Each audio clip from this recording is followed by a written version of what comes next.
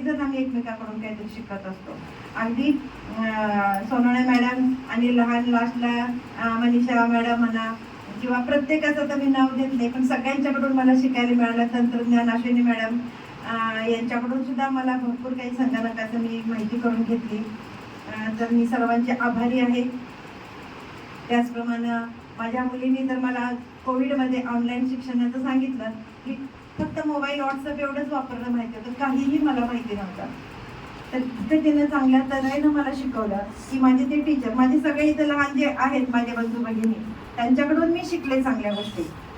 आणि तंत्रज्ञानाचं शिक्षण एकही दिवस मी ऑनलाईनचं शिक्षण मी बंद केलं नाही. कोविड काळामध्ये सुरुवातीचं जे आहे ते बाबर मॅडम मला ॲडमिशन, म्हणजे जेव्हा मी शाळेत आले ॲडमिशन माझ्या मुलीला बालवाडीला घेतलं. मग ते थोडे मागे पुढे होत आहेत. बालवाडीला ॲडमिशन घेतलं आणि इथं कळाले की तर शिक्षकाची गरज आहे. मग बाईंच्याकडे गेले.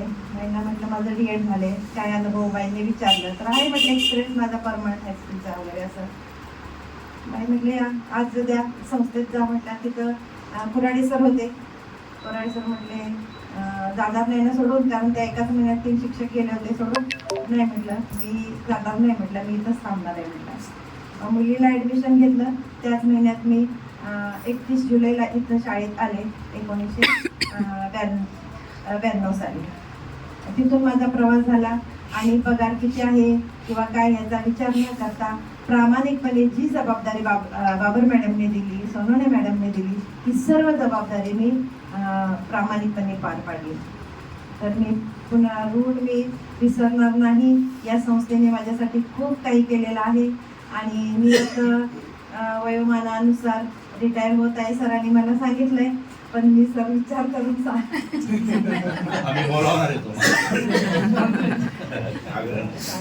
आणि माझ्या दोन्ही मुली चांगल्या कुटुंबामध्ये गेलेल्या आहेत.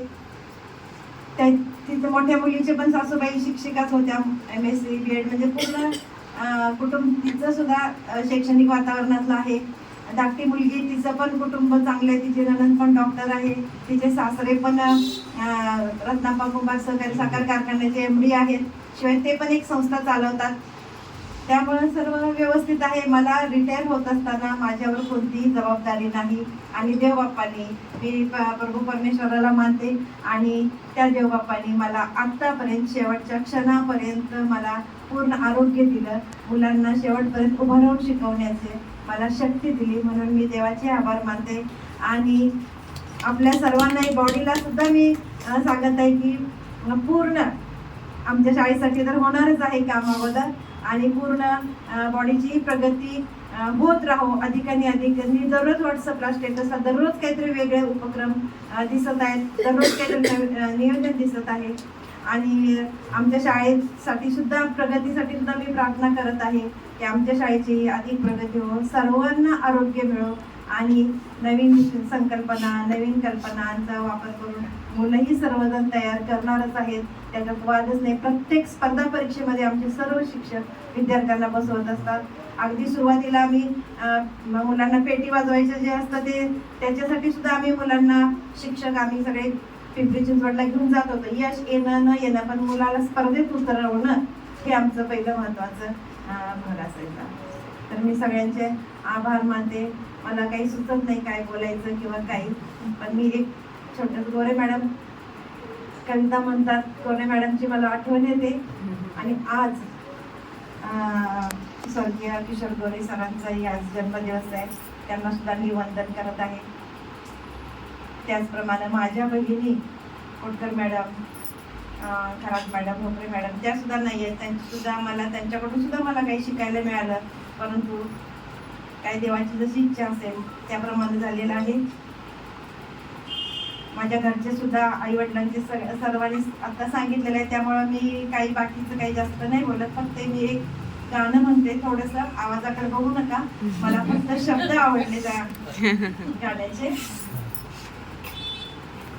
या शाळेचा, या सेवेचा निरोप मी घेते आज. या शाळेचा, या सेवेचा निरोप मी घेते आज. कर्तव्य हे पूर्ण झाले, कर्तव्य हे पूर्ण झाले, निवृत्तीचे आले क्षण हे, या शाळेचा या सेवेचा निरोप निघेते आज.